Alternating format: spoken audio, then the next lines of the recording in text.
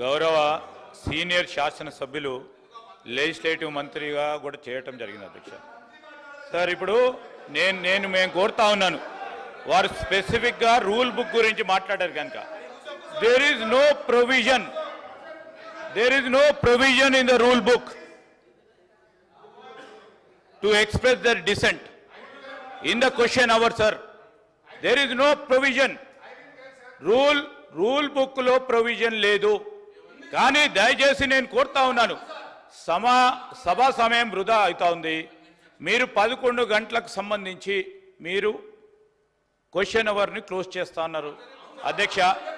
అలాంటి సందర్భంలో గౌరవ శాసనసభ్యులందరి సమయం కూడా వారే తీసుకొని మా మంత్రి గారు స్పెసిఫిక్గా 2, 3, 4, 5 నిమిషాల్లో వారు అడిగిన ప్రతి ప్రశ్నకు సమాధానం చెప్పడం జరిగింది. నేను కోరుతా ఉన్నా, దయచేసి ఇంత పూర్వకం ఏ విధంగానైతే మనమందరం కూడా రూల్స్ బుక్ ద్వారా ఈ ప్రొసీజర్స్ను నడిపామో అదేవిధంగా హౌస్ నడపడానికి సహకరించమని కోరుతా ఉన్నాము. నేను స్పెసిఫిక్గా హరీష్ రావు గారు రూల్ అడిగారు కనుక రూల్ చెప్తా ఉన్నాను. స్పెసిఫిక్గా హరీష్ రావు గారు రూల్ అడిగారు కనుక రూల్ చెప్తా ఉన్నాను. దయచేసి స్పీకర్ గారిని మీ ద్వారా వారిని కోరుతా ఉన్నాం. ఇప్పుడు నేను వారికి ఇంకేవైనా ప్రశ్నలు ఉంటే డిఫరెంట్ ఫామ్ ద్వారా మీ దగ్గరికి తీసుకురమ్మండి. You allow sir, our minister will answer.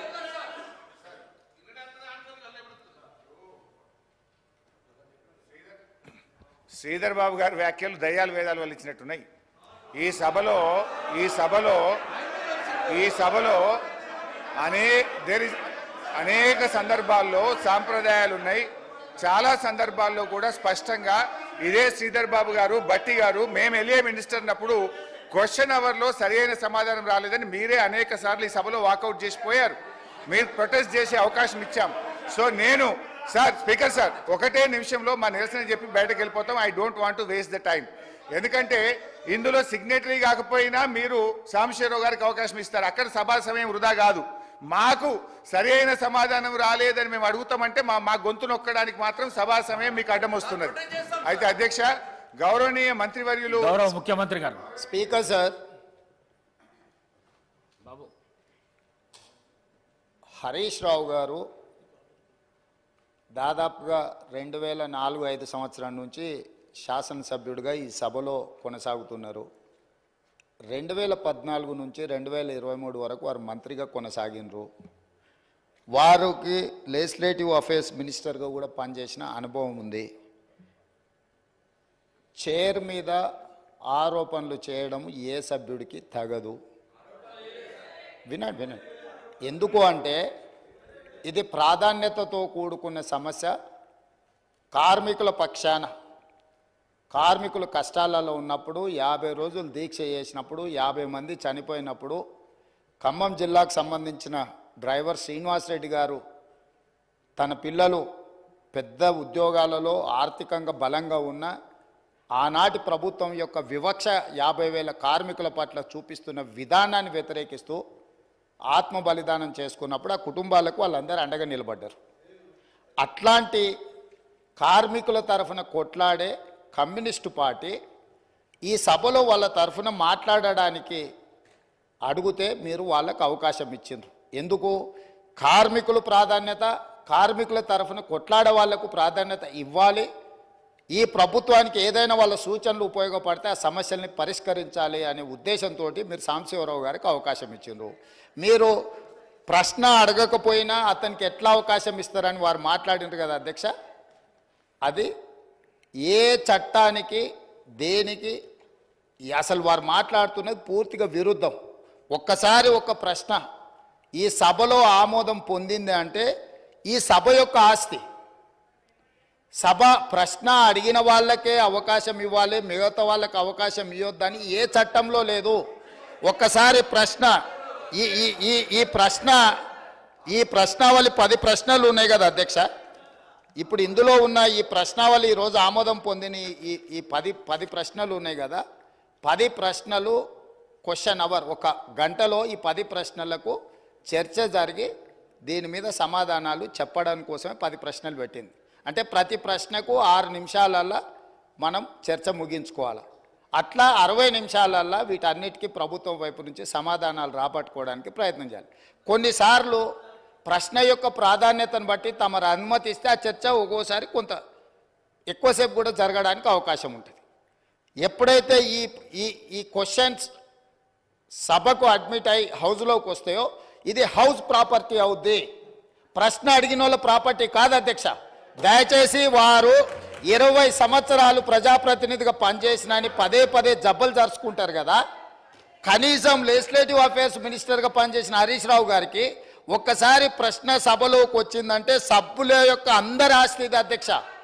ఎవరికి మాట్లాడడానికి అవకాశం ఇవ్వాలనేది చైర్ యొక్క విచక్షణ అధికారం అధ్యక్ష.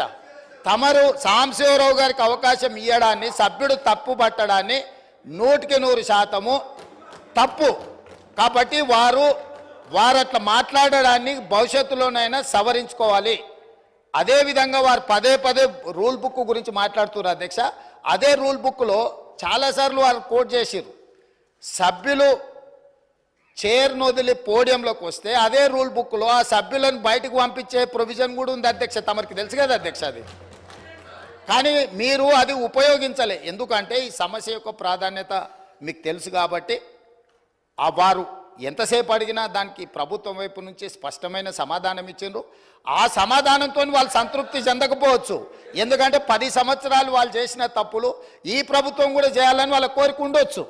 కానీ ఈ ప్రభుత్వము ఒక నిర్దిష్టమైన ప్రణాళికతోని కార్మికులను ఆదుకోవాలని, ఆ సంస్థను బ్రతికించాలని, ఈరోజు ఆ సంస్థను ఆర్థికంగా బలోపేతం చేయాలి అని ఈరోజు అహర్నిశలు కృషి చేస్తుంటే వారు పదే పదే వారి గతంలో ఆ కార్మిక శాఖకు గౌరవాధ్యక్షుడిగా ఉన్నారు. ఆనాటి ముఖ్యమంత్రికి ఈయనను ఎట్లా తొలగించాలనో అర్థం కాక ఆ కార్మిక సంఘాన్ని రద్దు చేసిండు. ఎందుకంటే ఈయనను తొలగించాలంటే ఏం చేయాలనో తెలియక వాళ్ళ అంతర్గత సమస్యలు వాళ్ళ ఇష్టం, వాళ్ళ కుటుంబ సమస్యలు వాళ్ళు ఏమైనా కొట్లాడుకొని, కానీ ఆ కార్మిక సంఘాలనే రద్దు చేసింది వాళ్ళ అధ్యక్ష. అట్లాంటిది ఇప్పుడు మళ్ళీ మొదటికి వచ్చి పాత తప్పులన్నీ కప్పిపుచ్చుకోవడానికి ఈరోజు కొత్తగా ఈ ప్రభుత్వం మీద బురద జల్లి మంత్రి గారిని బుల్డోజ్ చేసే విధంగా మాట్లాడడం ఏమాత్రం సమంజసం కాదు అధ్యక్ష. చివరిగా నా సూచన ఒకటే సభ్యులందరికీ, ఎందుకంటే ఇక్కడ దాదాపుగా 119లో 60కి పైగా మొదటిసారి ఎన్నికైన సభ్యులు ఉన్నారు. ఆ సభ్యులు ఏమనుకుంటారు వారు మాట్లాడింది విని?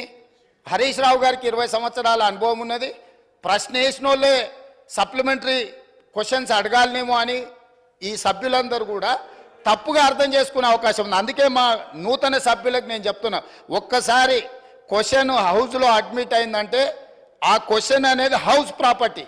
ఈ హౌస్లో ఏ సభ్యుడైనా కూడా సప్లిమెంటరీ క్వశ్చన్ అడగడానికి అవకాశం ఉంది. సప్లిమెంటరీ క్వశ్చన్ అడిగినప్పుడు స్పీకర్ అనుమతిస్తే ఎవరైనా మాట్లాడడానికి అవకాశం ఉంది. కాబట్టి మా నూతన సభ్యులకు కూడా నేను చెప్తున్నా, ప్రశ్న సభలోకి వచ్చిందంటే ఇది house property.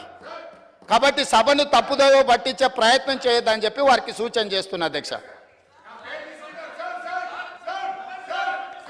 Question hour is over.